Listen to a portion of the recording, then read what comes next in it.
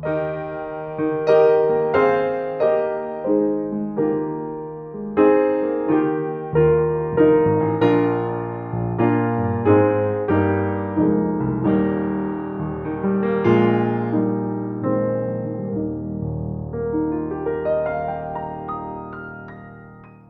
is the 1st of February, and we will go to chapter 6, Easter chapter 6, and we will read verses 1 to 3 for today. Good morning, and welcome to God's Word for Today, devotional. On that night, the king could not sleep, and he gave orders to bring the book of memorable deeds, the Chronicles, and they were read before the king. And it was found written how Mordecai had told about Bigthana and Teres, two of the king's eunuchs who guarded the threshold, and who had sought to lay hands on King Ahasuerus. And the king said, "What honor or distinction has been bestowed on Mordecai for this?" The king's young men who attended him said, "Nothing has been done for him." So the king was sleepless in this evening, sleeplessness. And this is God's working. Haman was so excited to approach the night because he would execute Mordecai the next day. He was so excited that he's going to have time to eat with the king and Queen Esther. He felt very proud about it.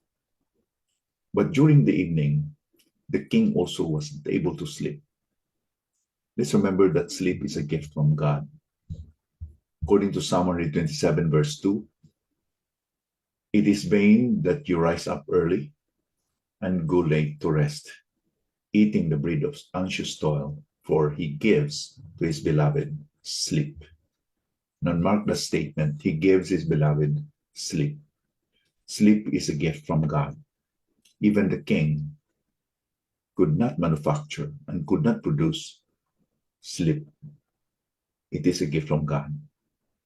So when we are going to sleep during the evening, let's not forget to ask and thank God for the gift of sleeping. As Solomon declares also in Ecclesiastes chapter 5, verse 12, "Sweet is the sleep of a laborer, whether he eats little or much, but the full stomach of the rich will not let him sleep." This is the ironical part. The king with a cozy and beautiful bed and his stomach is always full is not guaranteed sleep. But look at this, a laborer who eats little, maybe he has a grumbling stomach because he has not eaten that much, yet his sleep is very sweet. So sleep is not a luxury that we can just take for granted. We must be thankful that God gives us sleep every day. If you are sleeping 7, 8 hours every day, you should be very grateful. There are so many people today who had insomnia. They could not sleep. So many things are bothering them.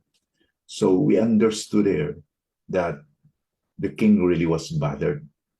So in that night where he was not able to sleep, he commanded his servants to read the Chronicles, the book of memorable deeds, the Chronicles. So his servants read the names here in this book, written in this book, placed in this book, who had done good to him and to the kingdom. There he found written how Mordecai had told about Bigthana and Teres, two of the king's eunuchs, who guarded the threshold and who had sought to lay hands on King Ahasuerus. So these two guys were very close to the king, but they planned to assassinate the king. And it was Mordecai who told Esther, and Esther told the king about their plot, so they were executed. So when the servants read about this had caught the attention of the king. And the king said to the servants, "What honor or distinction has been bestowed on Mordecai for this?" The king's young men who attended him said, "Nothing has been done for him." So it was done many months or maybe years ago, but it was not rewarded. I mean, Mordecai was not rewarded for that good deed. It seems to us that he was not honored because of that good deed that he did to the king. But we can understand that God's ways are higher than ours. His timing is not our timing. 1,000 years is as one day, and one day is as 1,000 years before God. So the delay or neglect to give honor to Mordecai fits perfectly in God's plan. He has made everything beautiful in its time.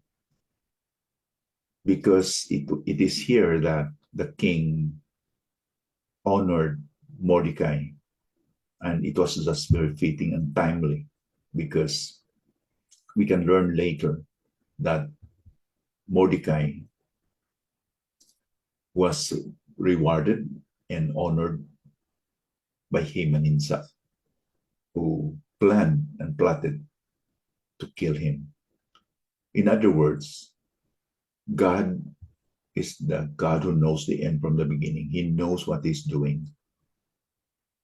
God is not delayed. God is also not in advance in time. He's always on time. He's neither ahead or late. So how are we going to respond? Because God is always in control of our time. God is always in control of the affairs of life. We must therefore resolve to wait upon God. As Isaiah said in Isaiah 40, verse 31, but they who wait for the Lord shall renew their strength. They shall mount up with wings like eagles. They shall run and not be weary. They shall walk and not faint. And as David admonished also in Psalm 27, verse 14, wait for the Lord. Be strong and let your heart take courage. Wait for the Lord. In other words,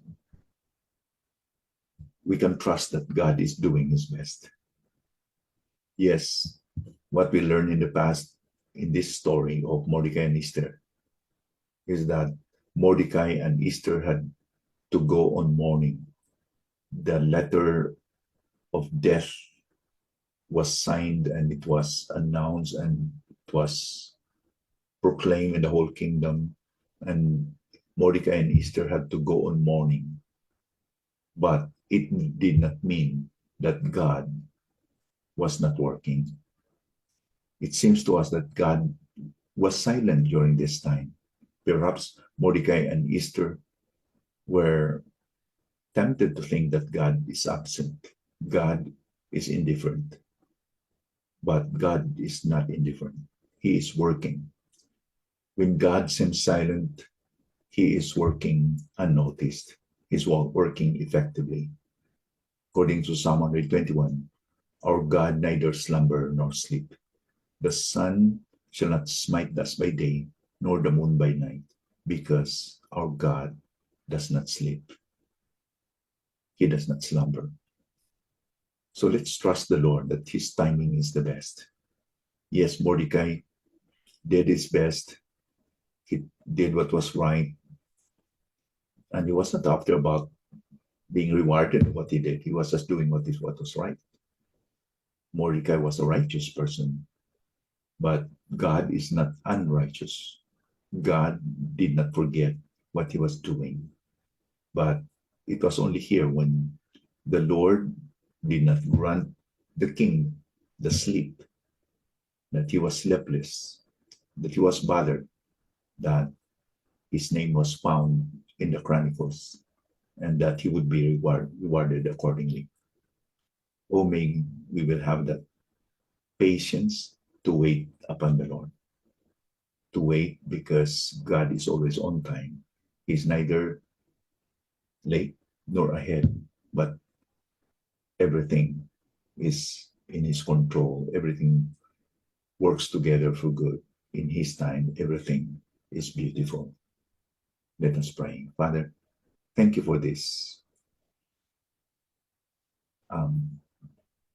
account that we have learned that the king was sleepless. And thank you for reminding us that even sleep is not guaranteed by man. It's your gift to us. Help us not to take it for granted, but help us to be thankful every day as we retire from a hard day's work. Help us to be thankful that you can give us good and sweet sleep and rest. And thank you that even these little affairs, you are always in control for a reason. So thank you, Lord, for these wonderful principles that we have learned, especially about waiting, being patient. In Jesus' name we pray. Amen.